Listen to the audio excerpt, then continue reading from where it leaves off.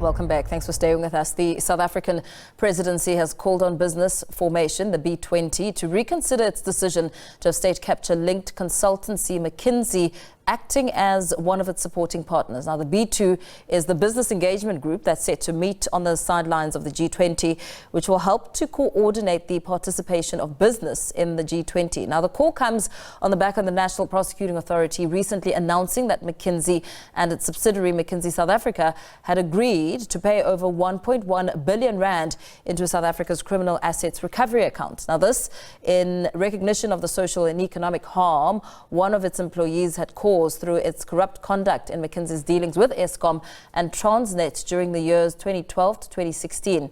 The settlement was reached through a cooperative alternative dispute resolution process, which is a product of international cooperation between the NPA and the United States Justice Department. It was coordinated with the U.S. criminal justice processes, which then resulted in a settlement agreement being confirmed on the 5th of December by a U.S. federal court. Whilst the presidency or government has no control over the B20 processes, it does not endorse the appointment of McKinsey in this regard. Similarly, the presidency does not condone the inclusion of Bain in supporting the activities of NICOM. Right, when SABC News asked for reaction to the presidency's call, B20 spokesperson Cas Cavadia said B20 would not engage publicly on this issue until it had the opportunity to engage with the presidency directly. Let's get some reaction from SAFTU General Secretary Zwelinzima Vavi, who joins us now for reaction. A very good evening to you. Thank you so much for your time. I mean, we've just listened to some reaction there from the presidency. We'll perhaps expand on that in just a moment. But let's talk a little bit about your expressing dissatisfaction with the Government of National Unity's National Energy Crisis Committee and the B20's network decision to now conduct business with Bain and McKinsey. Talk to us about your concerns. The background to the story that we have just articulated makes us very angry. We are disgusted. Our blood is boiling. That this government that got elected in the ANC conference in the back of a stated objective that they are going to close the chapter on the state capture and that they are going to open a new chapter of good governance, of transparency, and of visible actions against corruption, including holding themselves as the political formation and the rest of the business community accountable for the acts of corruption.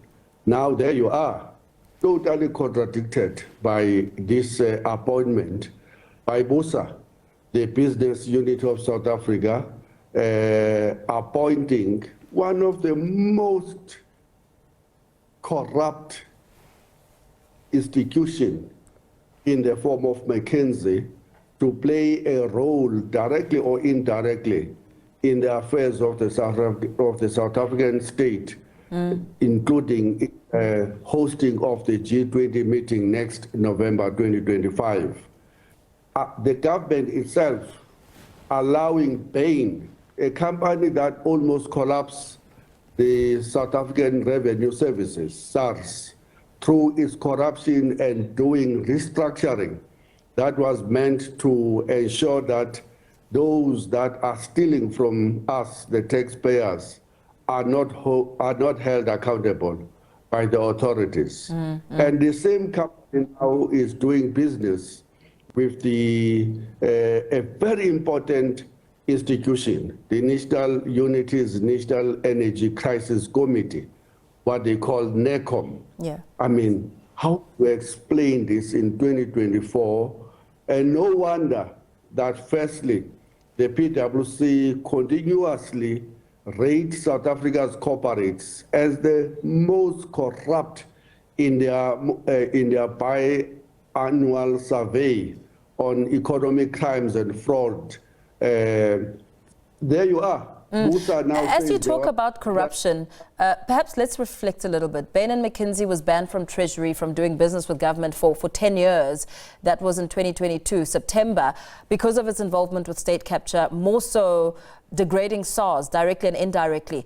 What kind of message do you think such a decision sends when it comes to public trust and that essence that you briefly touched on promoting good governance? If you look at the reports of the Transparency International, they correctly indicating that South Africa is being perceived as doing worse when it comes to corruption than the previous government. If you look at that of the Transparency International, they're saying that we have stepped from a position of number 48 out of every 100 high-level officials across the companies of doing corruption to a position where we now 140 position out of 187 countries. And there is no doubt that if you ask any South African if corruption have gone bad or better post the state capture corruption era led by Jacob Zuma, the overwhelming majority of South Africans will say no, corruption has gone far more worse under President Ramaphosa's administration. So this whole talk about we will end corruption, there will be transparency, was just a farce. And it appears to us that these guys who took over Jacob Zuma were only angry that he and the Guptas were having a good time during the state capture years. But they have just simply replaced that era with their own looting and condoning of looting at the industrial scale. If you look at what they are really allowing these companies to escape with murder. Bain was banned for 10 years in September 2022. We are not anywhere to that 10 years. McKinsey escaped that banning by paying heavy fines to the National Prosecuting Authority as well as to other authorities in South Africa to the tune of billions. Now suddenly their sins are washed, and suddenly we are being told that they have been whitewashed and they are now good to coordinate activities of the G20 business sector. What a statement that is being made to the poor South Africans whose hope against the political system is continuously declining, as shown by the recent results of the elections that see us as only having about a third of our people only still believing. Let's perhaps expand, pardon the interruption, expand on the South African presidency's reaction there. They've decried the return of both Bain and McKinsey, saying the presidency or government has no control of this B20 processes. The presidency has now urged business to reconsider its position and appoint more suitable partners. Government is almost giving the impression that its hands are tied. Where does accountability lie? Who should be held accountable? Nonsense. That's the most pathetic statement you can ever hear from the president through the spokesperson. You want to tell me that the government doesn't know that Bain has been appointed to do work for the National Energy Council when the government is represented by the Department of Mineral and Energy in that council, when the CEO of Eskom and of other energy-related companies, including Sasol, are sitting in this council. You want to tell me that the government was not aware that McKinsey has been appointed by Musa to do this work and to be our face in the international scale when South Africa is hosting this G20 in November last year? That's totally stupid that we reject with the contempt that it deserves.